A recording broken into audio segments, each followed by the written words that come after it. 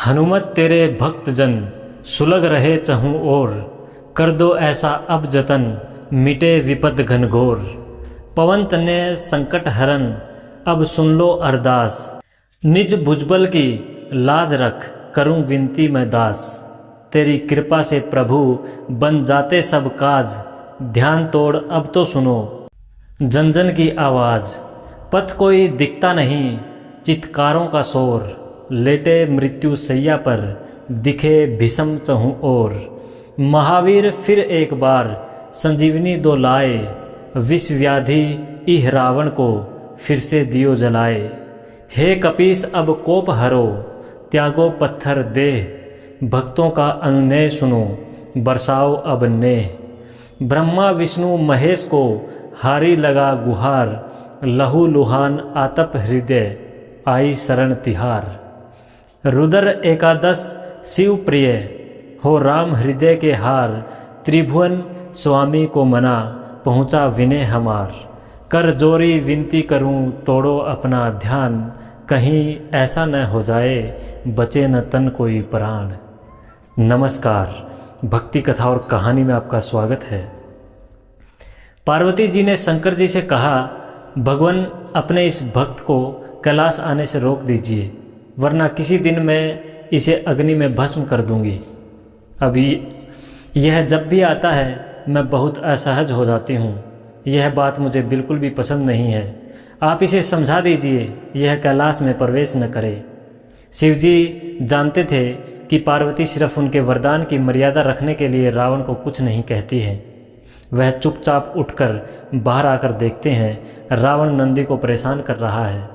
शिवजी को देखते ही वह हाथ जोड़कर प्रणाम करता है। प्रणाम महादेव, आओ दशानन, कैसे आना हुआ? मैं तो बस आपके दर्शन करने के लिए आ गया था महादेव।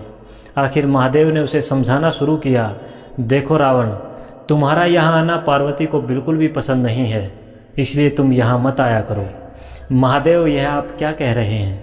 आप ही ने तो मुझे किसी भी समय आपके दर्शन के लिए कैलाश पर्वत पर आने का वरदान दिया है, और अब आप ही अपने वरदान को वापस ले रहे हैं। ऐसी बात नहीं है रावण, लेकिन तुम्हारे क्रियाकलापों से पार्वती परेशान रहती है, और किसी दिन उसने तुम्हें श्राप दे दिया तो मैं भी कुछ नहीं कर पाऊंगा। इसलिए बेहतर यही है कि तुम यहाँ न आओ। फिर आपका वरदान तो मिथ्या हो गया महादेव। मैं तुम्हें आज एक और वरदान देता हूँ। तुम जब भी मुझे याद करोगे मैं स्वयं ही तुम्हारे पास आ जाऊँगा, लेकिन तुम अब किसी भी परिस्थिति में कैलाश पर्वत मत आना। अब तुम यहाँ से जाओ, पार्वती तुमसे बहुत रुष्ट है। रावण चला जाता है, समय बदलता है।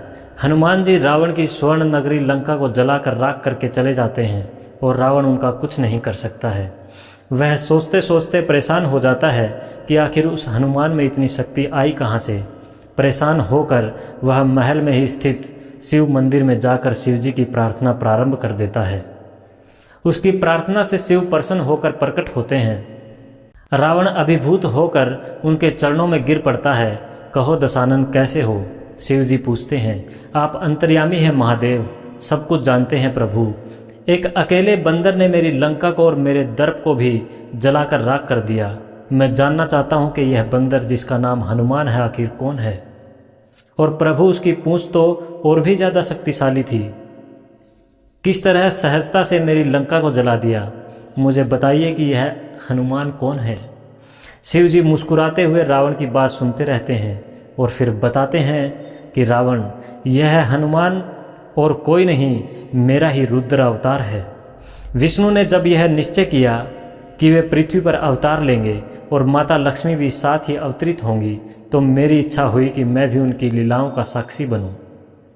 और जब मैंने अपना यह निश्चय पार्वती को बताया तो वह हट कर बैठी कि मैं भी साथ ही रहूंगी। लेकिन यह समझ नहीं आया कि उसे इस लीला में किस तरह भागीदार बनाया जाए। तब सभी देवताओं ने मिलकर मुझे यह मार्ग बताया। आप तो बंदर बन जाइए और शक्ति स्वरूपा पार्वती देवी आपकी पूंछ के रूप में आपके साथ रहें, तभी आप दोनों साथ रह सकते हैं। और उसी अनुरूप मैंने हनुमान के रूप में जन्म लेकर राम जी की सेवा का व्रत रख लिया, और शक्ति रूपा पार्वती ने पूंछ के रूप में और उसी सेवा के फल स्वरूप तुम्हारी लंका का दहन किया। अब सुनो रावण, तुम्हारे उद्धार का समय आ गया है, अतः श्री राम के हाथों तुम्हारा उद्धार होगा।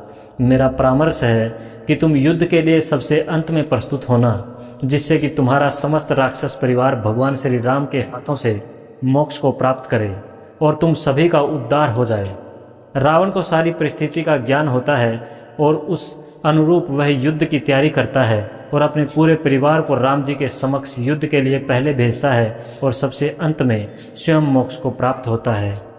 जय सिया राम। ओम नमः शिवाय। जय हिंद।